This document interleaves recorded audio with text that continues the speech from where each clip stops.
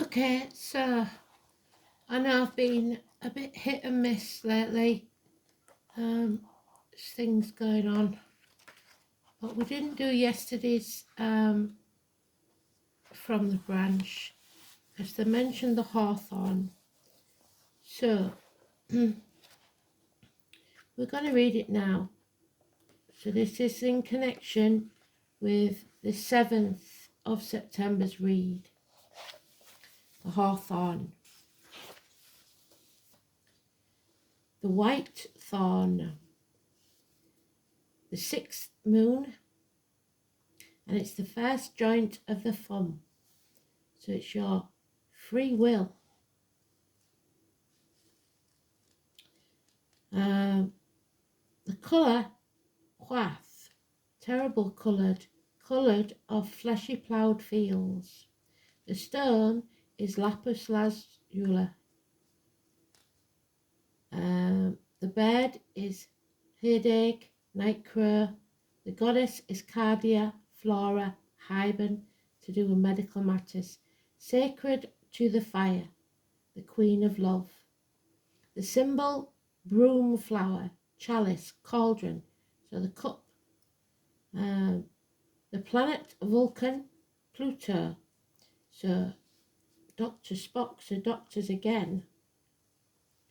The musical letter of G. The metal, those handcrafted in fire. The message, cleansing and blossoming. The word Ogham, terror, despair, most difficult at night, so nightmares. Pack of wolves, and the crabapple. I am fair among the flowers, the goddess made me of blossoms. I am a shrewd navigator, so being able to navigate your way through things. Now is the time of maying. Beneath thy flowering tree I strip my bones with praying, and yet thou wilt not see. So those who see when they're shown, and those who will not see. The sap of spring is leaping, and the love dance takes the deer. I cry thy name with weeping, and yet thou wilt not hear me. Beneath thy scented blossom the coney makes his cave, the birds nest in thy branches, but me thou wilt not save. Yet when the branch is shaken and summer pride is past, me naked and forsaken receive and love at last. So, if you're open to receive, you will get it. And when the autumn dapples thy gilded heaven tree, let fall thy golden apples, bow down thy breast to me. The name Chris, which has been mentioned a lot, and Robertson. The hawthorn is also called the white thorn. It takes its name from the month of May. It is considered by some to be an unlucky tree. The Greek goddess May, under the name of Cardia, cast spells with hawthorn. In Welsh mythology, hawthorn appears as Iapo Denwha, father of Olwyn, she of the white track, or white goddess. In Ireland, it is considered to bring great peril if you kill one. It is the tree of enforced chastity. Turks use blossoming hawthorn branches as an erotic symbol to the men. It has a strong sense of female sexuality. Hawthorn is the first of 4 spirit trees, as they have thorns to catch spirits. Cluties or spirit cloths are hung from the bushes in deference to the spirit world. The white flowers are taken for a crown for the May Queen and the Fairy Queen, ruler of reproductive cycles. Some say it should not be brought into a house, for to do so would invite death. In ancient Greece and Rome, the hawthorn had happy associations, being linked with sweet hope, marriage, and babies, dedicated to Hymen, the god of marriage. The hawthorn was used as a symbol of hope at wedding in Greece. Bridal attendants wore its blossoms while the bride carried an entire bough. Also, in both Greece and Rome, torches carried in wedding processions were made of hawthorn, and we talk today about the torch. The Romans put hawthorn leaves in the cradle of newborn babies to ward off evil. In medieval Europe, hawthorn had an entirely different image. Generally regarded as an unlucky plant, it was thought that bringing its branches inside would portend the death of one of the household members. Hawthorn was also one of the witch's favourite plants and was especially to be avoided on Walpurgis night, when witches turned themselves into hawthorns. With a little superstitious imagination, the hawthorn's writhing thorn branches at night probably do look enough like a witch to have instilled fear in medieval folk. The Chinese sell a jam of hawthorn in shops under the name Shan Cha Koi or Shan Cha Ping. Hawthorn is the plant for which the ship Mayflower was named. Magical properties, planets of Mars and the element of fire, so war. Deities, Cardia, Flora, Hymen. Powers, fertility, chastity, fishing magic, happiness. Protects against lightning. Hawthorn is sacred to fairies. Hawthorn suggests cleansing, a need for removal of that which weakens you, the need for self-denial and self-sacrifice, which will lead to general improvement of your life. This is a period of mental activity as a prelude to manifestation. It may be a period of isolation, but from this will come the strength needed to overcome your misfortune or to move forward into the greening of the year. The challenge of the hawthorn is the tendency to rush ahead too quickly, so act in haste, repent at leisure. There is a need for patience. This is enforced inactivity, leading to your opportunities. You may be secretly sabotaging your own efforts due to a lack of self-esteem or self-worth. So, take the time to travel within. Seek the self and the source of your inspiration. Hawthorns of many species in Europe, and they're not always easy to tell apart. All are thorny shrubs in the rose family, so the name rose could be important, and most have whitish or pinkish flowers. The common hawthorn and the midland hawthorn are both widespread. They are found in abandoned fields along the hedges of forests. Both are cultivated in North America as well as several native and Asian hawthorns. For this moon, Imogen sings I Am Beautiful, one among flowers. The flowers is the summer maiden, who is of course the goddess, as she takes shape during the season that begins on Beltane.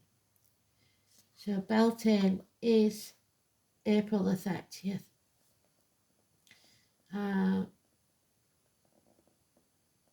We have seen how in the world of myth she was given a body made of flowers, and we have ourselves assisted in creating that body ritually in our own work.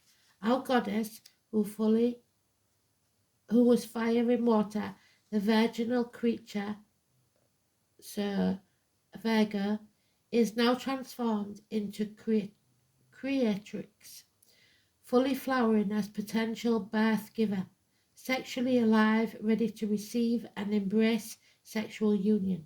This is the blossoming of our productive nature, the life-giving principle of our fullness.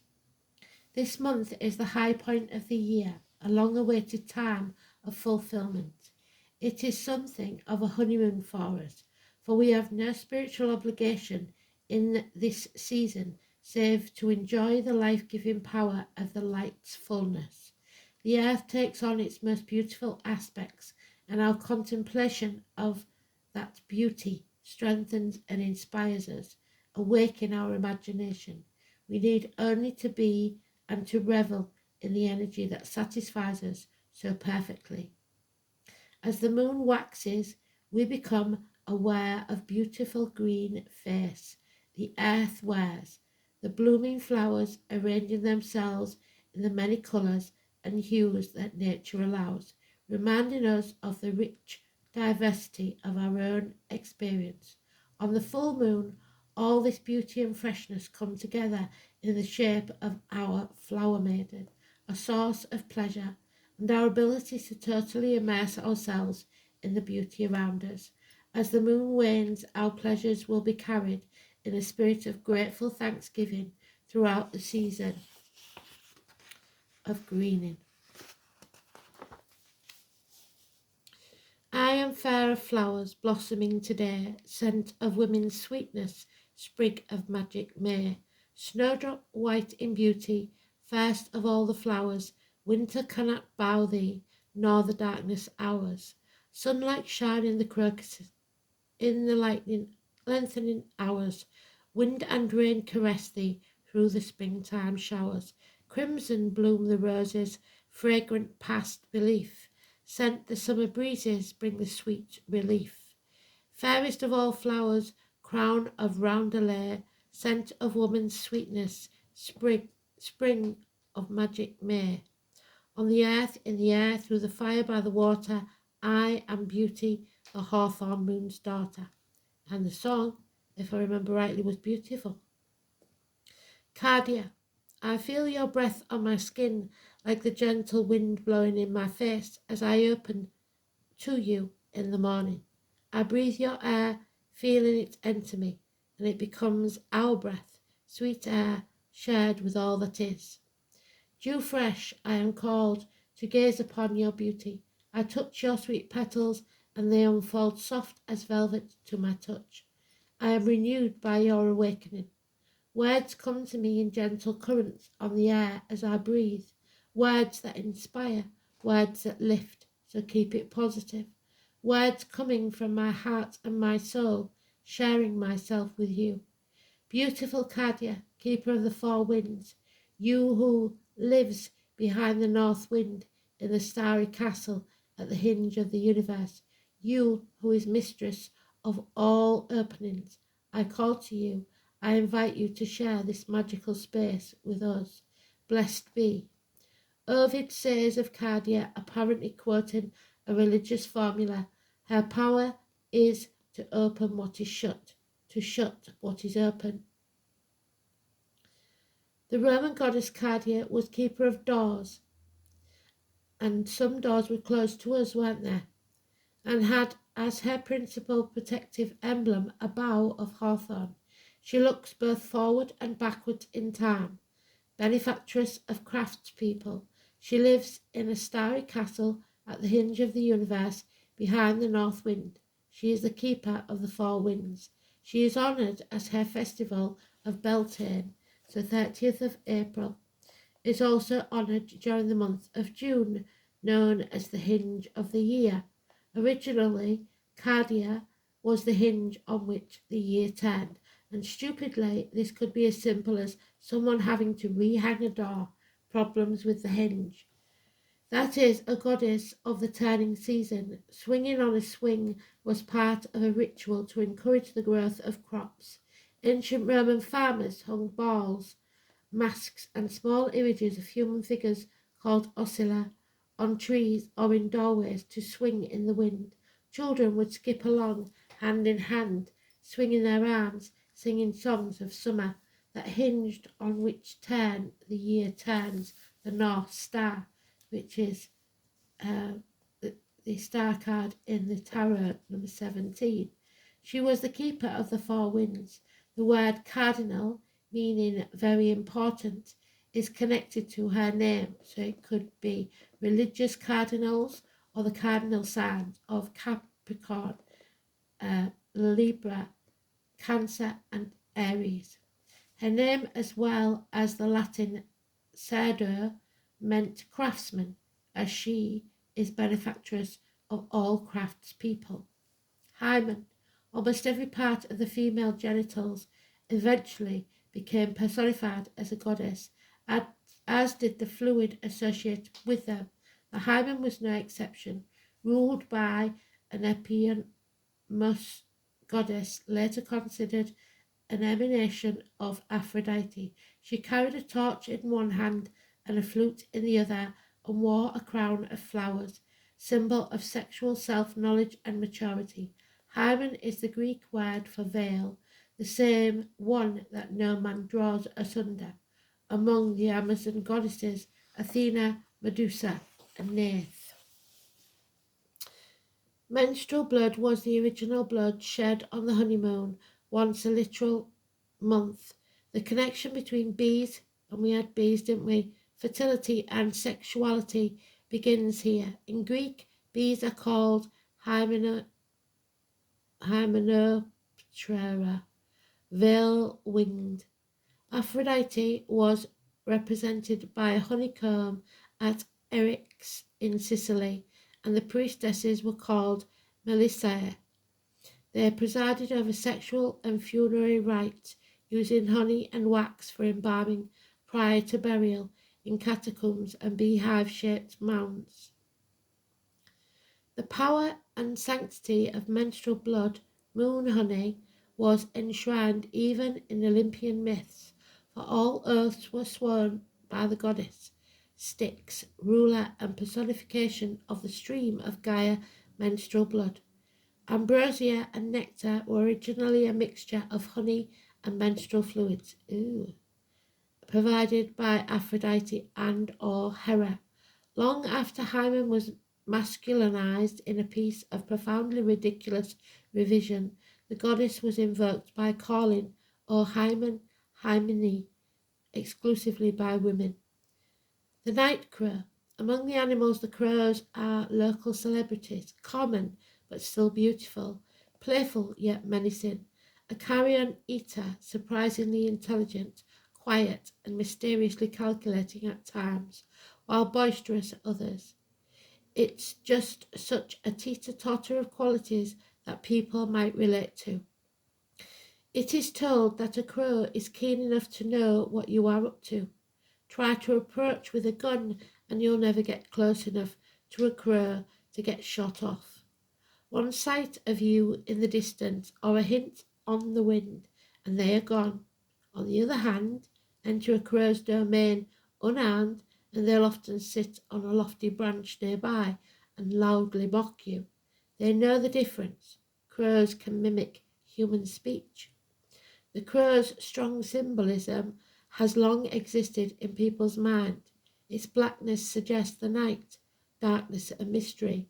But because it is a creature of the air, it also comes to symbolize creativity and divine inspiration. The air being inseparable from the sky and heaven, and a belief in a higher power. Given that, it is easy to see why the old Celtic bards could regard the crow as a kind of muse figure. In the crow we find this yin-yang like juxtaposition of forces, light in darkness and darkness in light. Many a fairy folk it was who once might appear as a crow or a raven. Sometimes even one of the old goddesses might take on such a form. The stuff of fairy tales now, but once upon a time part of a palpable mythic system, heeded as we now heed our own. Among the ancient Greeks and other European people, crows were augurs. They were consulted to divine the future and distant events. The caw of a crow was not something you could ignore lightly, charged as it was in the culture's belief system as a potential signal. Because crows and ravens are so long-lived, the Greeks associated them with time, and their father time was called Chronos. The root of the word for time and crow are intimately associated. Crows are also intimately associated with the Celtic crow god Bran, as well as with the Indo-European Odin, Wotan, Thor, Zeus, Apollo, Hercules types. Here they assume the roles of wizened spies, messengers, and confidants. Some say that the ravens in the Tower of London are the heirs to crows which once guarded the head of Bran at the very same spot in ancient times. partly due to their association with Celtic fertility and war goddesses, and with what Christianized folk regard as unwholesome paganism or witchcraft. Crows and ravens gained an unsavoury reputation. Then they especially became omens of death or ill fortune. All these things were mixed around in days of yore. The law remains mixed, but by now it's usually only fairly remembered. Musty old impressions still lingering in the human memory bank. Stuff only fit for children's books. Various indigenous North American people have regarded the crow as a great civilizer, the harbinger of positive creative force, but he could also be a trickster. The crow wicked intelligence could be used to aid the needy, or it could be used to chase the wrong-headed. Similarly, the Chinese have regarded the crow as a strong representative of yang force, that is creativity or dynamic action, as opposed to receptivity and rest, the yin. What dark, mysterious place does the human imagination draw from? The raven and crow know. Out of this shadowy place comes the radiant spark of creativity that flashes forth as a new idea or image, and that's essentially a magical thing. The night crow shadow falls on the terrible colour of new ploughed fields. We are asked to learn from the night crow to travel alone on this moon, under cover of night, searching the soul and finding revealed in the search the lessons of solitary newness. Lapis lazuli. Lapis is said to help your ability to communicate. Its subtle energies amplify your natural talents for speaking to allow them to develop. Lapis energy can amplify mental ability, and it is said to help filter out the distractions that can keep you from remaining focused. It can also aid you to harmonize body and mind, resulting in a more balanced state. Lapis can also help you achieve spiritual enlightenment by calming your mind and soothing the body. It allows you to be more open to subtle messages of the spirit world. Lapis lazuli can help you understand how to apply these spiritual lessons to your life. Lessons well learned. It can help you see the positive aspects of a negative situation. It will help you let go of fears based upon past experiences and leave you open for a richer, more meaningful life. It is said to clear the negative karmic patterns. In meditation, lapis calming energy will help you enter the meditative state more easily. It is also used to facilitate astral projection. Lapis is beneficial to the respiratory system, especially the lungs and the throat, the nervous system, and the cleansing organs. It is also said to be beneficial for its ability to purify your blood and boost your immune system. It can help eliminate problems associated with the thyroid and the skeletal system. So there you go. An important one then. Thanks for listening. Speak soon. Bye-bye.